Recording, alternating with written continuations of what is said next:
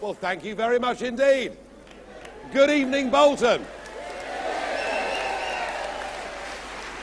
As I arrived in the town square today, in my usual understated way, on an open-top double-decker, it was great to see hundreds of people out there in the rain and the drizzle, people that care, people in Bolton that know that something has fundamentally gone wrong in our country and that something needs to be done to change it. And 20 years ago, I was a businessman. I wasn't in politics, but it seemed to me that we'd made a massive historical mistake. We'd signed ourselves up, basically through a pack of lies, that it was going to be a common market, there was nothing to worry about. We'd signed ourselves up to a political project that was taking away from us our birthright, our ability to be the people that govern our own country and make our own laws. And 20 years ago, I determined I would fight my damnedest to get my country back. And I'm proud we've got this referendum.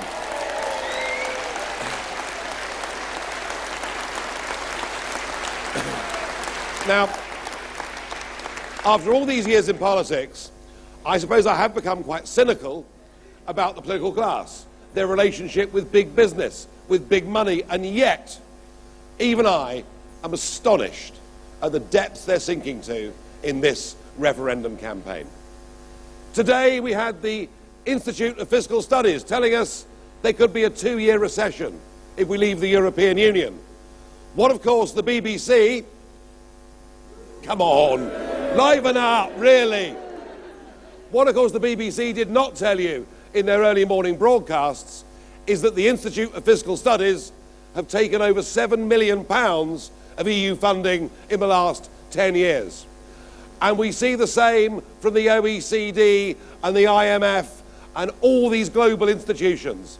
They're staffed with overpaid failures from domestic politics, and they're using our money to tell us what we should think and what we should do. And frankly, I believe that to be immoral and disgraceful.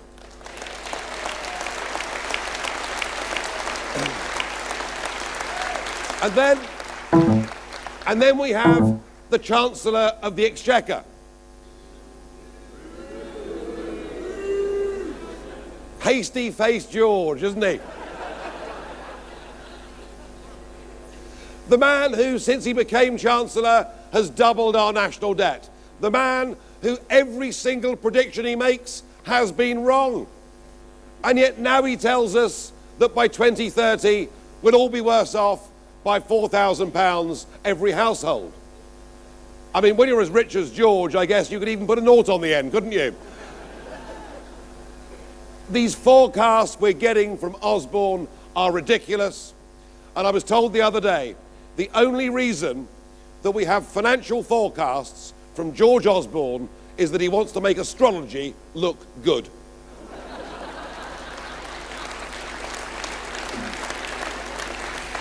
But far worse than the IFS, the OECD, the IMF and all these dreadful people, far worse than President Obama.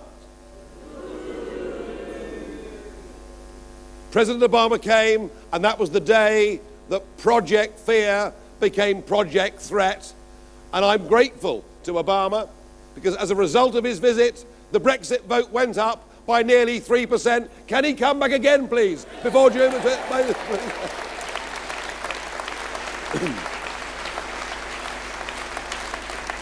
But the worst of all, the worst by a country mile, is the man that you just saw on that video. The man who was twisted and turned on this European question. The man who said just a few months ago that all things were possible, that he may well decide to support the Brexit case if he didn't get enough piddling concessions from Brussels. And the very same man who said that actually, said it in January this year, do not get me, do not ask me to say that Britain could not prosper outside the European Union. I believe and I know that it could. But the man that now tells us that it will be a financial disaster and it could even cause World War III. Shame on you, Mr. Cameron. Shame on you. It is a shocking thing to say about a British Prime Minister, but frankly, I don't think he's telling the truth about anything. You know, sorry, what was that word? Well, I must say, Mr. Chairman, I mean, the very thought of the British Prime Minister being a liar. Is this really what you think? Oh, well, if that's the case. Now, I do have a debate with him on the 7th of June on ITV, don't I?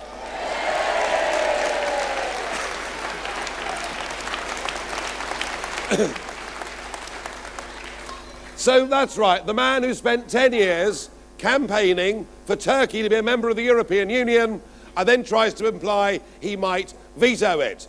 I think, given the advice that I've got from this crowd in Bolton this evening, when I see him at ITV on June the 7th, I'm going to tell him exactly what you and the rest of this country thinks. You have my word.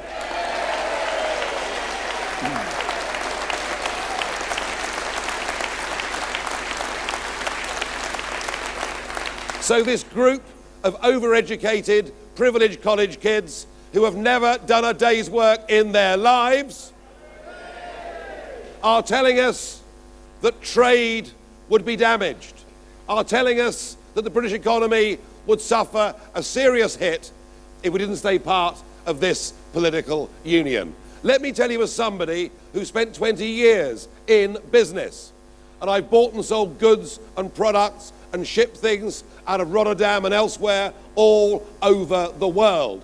I know more about trade than this lot added up together and multiplied by 10.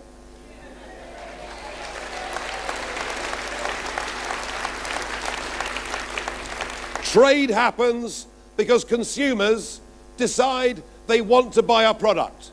They trust the product, they like the product, and they're prepared to pay the price. That is how trade happens. I knew as somebody running a company that the customer was king.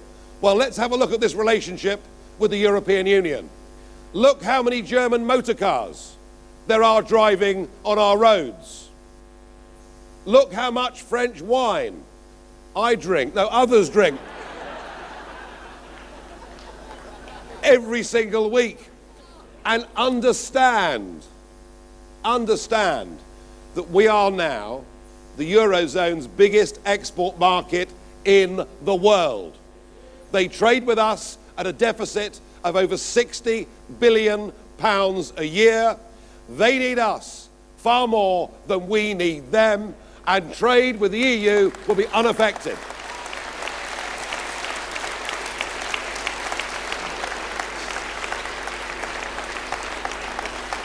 But you see, back in 1975, in that last referendum that I was too young to vote in, I was. What's the matter with you? Back in that referendum, what our political class did is they hid the political agenda by simply talking about it being, remember, a common market. They told the British people, this is just about trade, it's not about politics, don't worry your little heads. And 41 years on, in this referendum, they are telling you that this referendum is all about trade and jobs and investment, and they don't wish to discuss politics or open borders. They are trying to play the same trick on you again. I want to put this to you. This referendum is not about economics, because nobody can predict the certainties of what will happen if we stay in the European Union or if we leave the European Union. As Dr. Johnson said all those years ago, the only two certainties in life are death and taxes. But what I can tell you for certain is this referendum is about one simple, very straightforward, but absolutely fundamental thing. This referendum is about who governs Britain. That is what this referendum is really all about.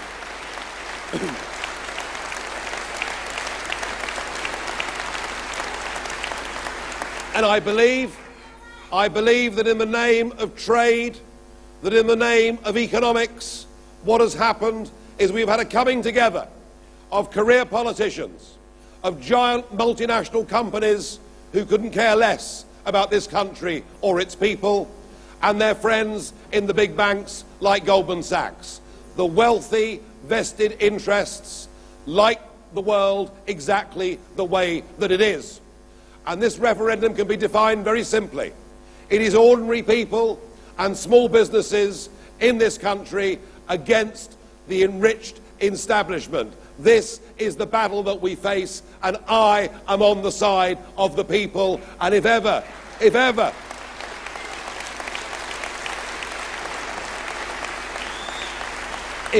voting in an election mattered because it could fundamentally change your future and your lives, then it is this referendum. If we can beat this establishment, we get back so much of what they have given away.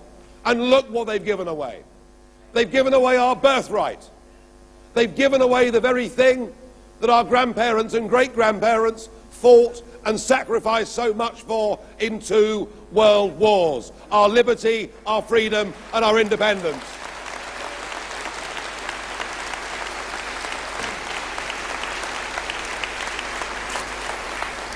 They've even given away our passports. That should be a British passport. But what are the first 2 words on it? See, some of you don't know, do you?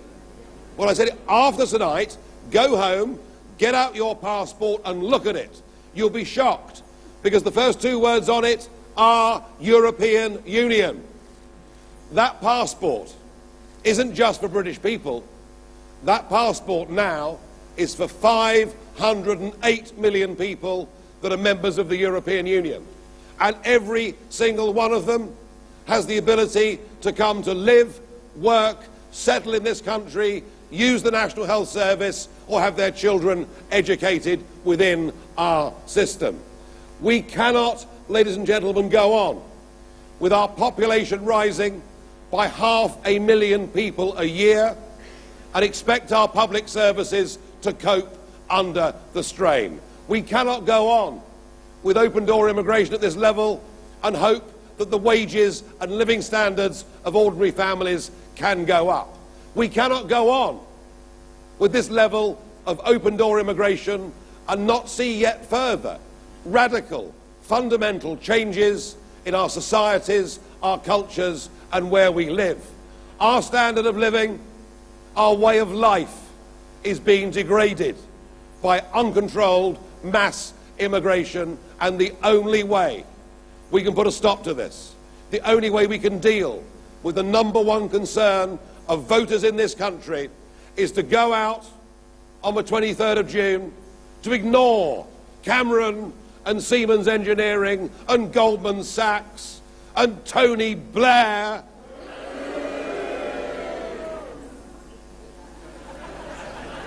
and Peter Mandelson and Michael Heseltine. Oh, the list goes on forever. But the only way we can overcome this is to vote for Brexit. And to do that, we need you to be our people's army. We need you to take leaflets, to take posters. We need you, as Kate said, to speak to people in the supermarkets, to talk to people at your bridge club, your golf club, your working man's club, wherever you go. I myself am taking this campaign around as many pubs as I possibly can. It always works.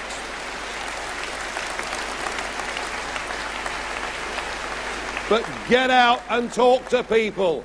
Drill them into submission.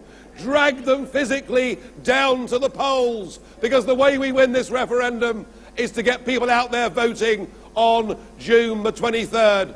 And they can speak on the other side as negatively as they like. We are giving a positive, upbeat message. We want our passports back. We want our borders back. We want our country back. We want to leave the European Union. Thank you. Thank you.